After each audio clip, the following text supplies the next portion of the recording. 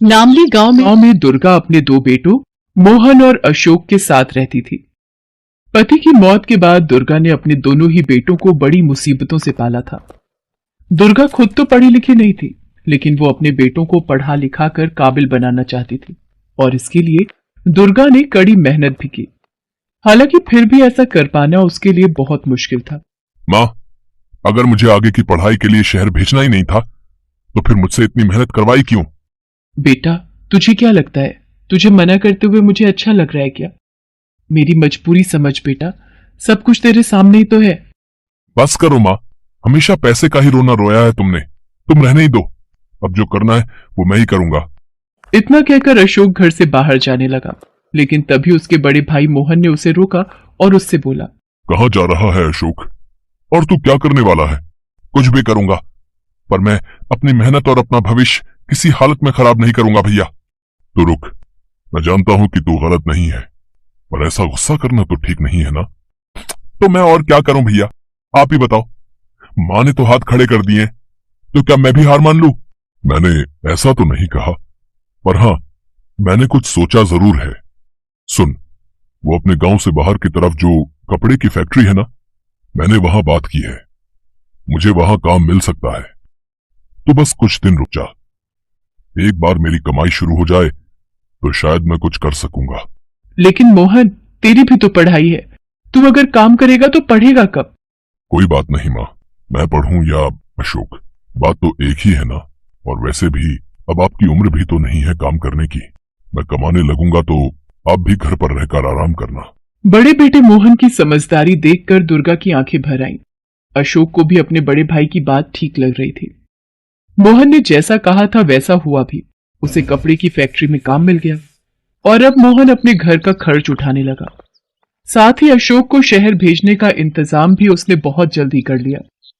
अपने घर को गिरवी रखकर उसने थोड़ा कर्ज भी लिया और उन्हीं पैसों से उसने अशोक का एडमिशन शहर के एक अच्छे कॉलेज में करवा दिया। अच्छा भैया, चलता हूं, अपना ख्याल रखना। हाँ छोटे, जा, और शहर जाकर खूब मन लगाकर पढ़ना। खर्चे की चिंता बिल्कुल मत करना, ठीक है? और हाँ, हमेशा याद रखना, मैं और माँ तुझे एक बड़ा अफसर बनते हुए देखना चाहते हैं। हाँ भैया, अब मैं चलता हूँ। और इस तरह अशोक शहर चला आया और मोहन गांव में ही रहकर सारी जिम्मेदारियां संभालने लगा। दोनों भाई अपनी अपनी जगह जी तोड़ मेहनत कर रहे थे। अशोक ने शहर आकर खूब मेहनत से पढ़ाई की और हर साल कॉलेज टॉप किया। दूसरी तरफ मोहन ने भी रात दिन एक करके सब कुछ संभाला। अशोक के कॉलेज की फीस और घर खर्च के साथ साथ दुर्गा की खराब होती सेहत भी मोहन के सामने एक बड़ी चुनौती थी। लेकिन मोहन घबराया नहीं और किसी तरह काम चलाता रहा।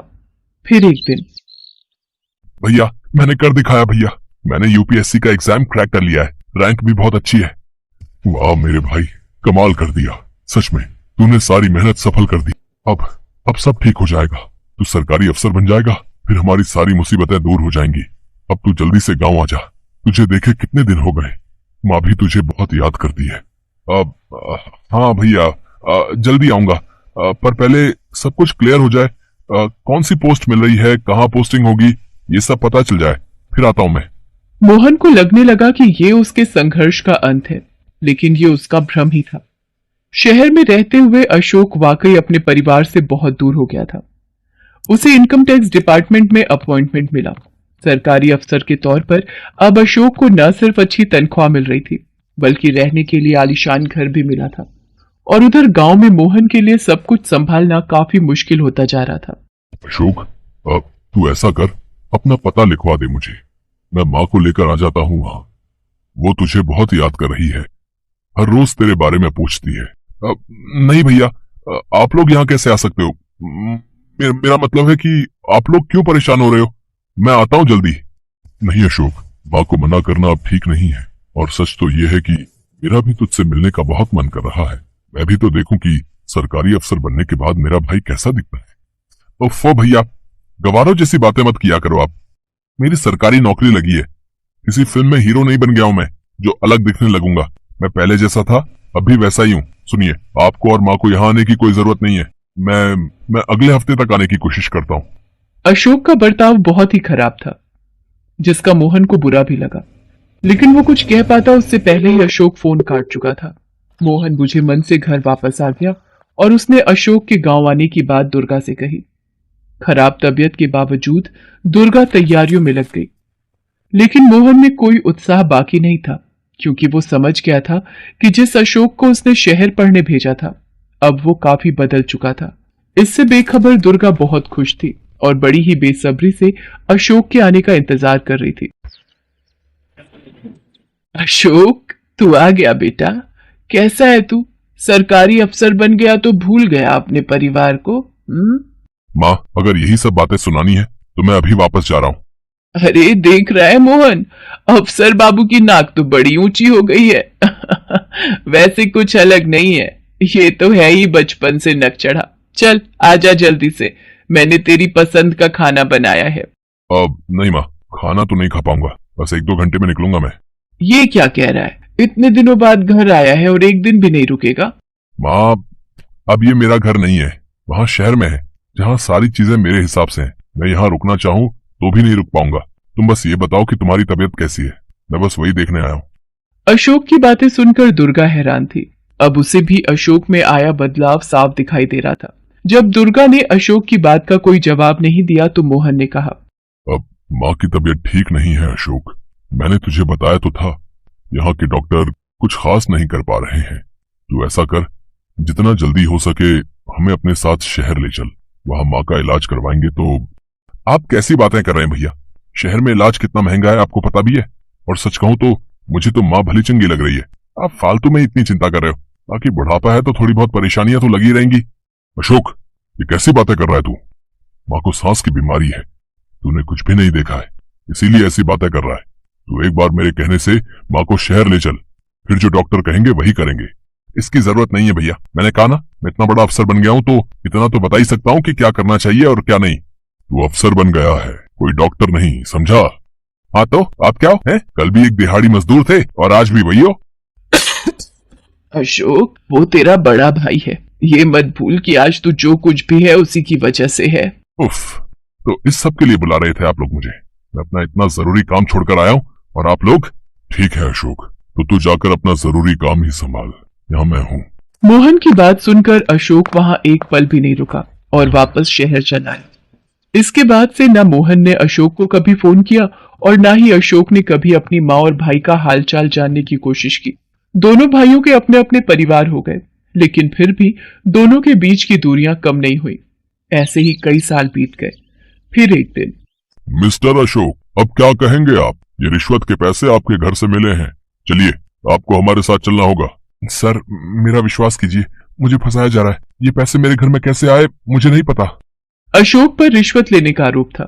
उसकी सरकारी नौकरी पर तो खतरा मंडरा ही रहा था, साथ ही उसे जेल भी जाना पड़ सकता था। लेकिन फिर अचानक कुछ ऐसा हुआ जिसकी उम्मीद अशोक ने कभी नहीं की थी। देखिए सर, आप इन्हें कहीं नहीं ले जा सकते। मैं अमित मीरचंदानी और मैं इनका वकील हूँ। मिस्टर अशोक ने किसी से रिश्वत नहीं ली है। वो पैसे जो आपको इनके घर से मिले हैं, असल में वो इनकी जानकारी से बाहर हैं। उन्हें चुपचाप यहाँ रखा गया था। ये रही इनके घर की सीसीटीवी फुटेज, जिसमें सब कुछ साफ साफ नजर आ रहा है। जांच अधिकारियों ने सीसीटीवी फुटेज देखकर तसल्ली की और इस तरह अशोक बहुत बड़ी मुसीबत से बच गया। फिर जांच अधिकारियों के जाने के बाद, मिस्टर मीरचंदानी, मैं आपका जितना भी शुक्रिया कहूँ वो कमी होगा। पर मुझे ये बताइए कि आपने मेरी मदद क्यों की? मैं तो आपको जानता भी नहीं। जी, आप मुझे नहीं जानते, लेकिन मोहन भैया जानते हैं। वो जिस फैक्ट्री में काम करते हैं, मैं उस फैक्ट्री के मालिक का बेटा हूँ। मेरे पापा ने जब अखबार में आपके खिलाफ चल रही जांच के बारे में पढ़ा तो मोहन भैया को फौरन इस बारे में बताया। ये मोहन भैया का आप पर विश्वास ही था, जिसे देखकर मेरे पापा ने आपकी मदद करने का फैसला किया और मुझे इस बारे में बताया। मैं काफी दिनों से आपका केस स्टडी कर रहा हूँ, जिसमें मैंने पाया कि आप सच में बेकसूर हैं, तो बस इसीलिए मैंने आपकी मदद की। उस वकील की बात सुनकर अशोक फूट फूट कर रोने लगा। उसे खुद पर शर्म आ रही थी। वो समझ गया था कि भले ही वो रिश्वत लेने का गुनहगार नहीं था, लेकिन अपने भाई और अपनी माँ का बहुत बड़ा गुनहगार था। अशोक फौरन अपने गांव पहुंचा और उसने मोहन के पैरों में गिरकर उससे माफी मांगी।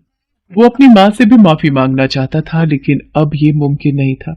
भैया, मुझे माफी नहीं बल्कि सजा चाहिए, क्योंकि मैं इसी के लायक हूँ। सच तो यह है कि मैं अफसर तो बन गया, लेकिन एक अच्छा भाई और बेटा नहीं बन सका। मोहन की आंखों में भी आंसू थे, लेकिन खुशी के। उसने अशोक को अपने गले से लगा लिया और उसे माफ भी कर दिया। दोनों भाइयों का ये मेल भले ही दुर्गा अपनी आंखों से नहीं देख सकी, लेकिन वास्तव में यही उसकी आखिरी इच्छा थी, जो उसके मरने के बाद पूरी हो रही थी।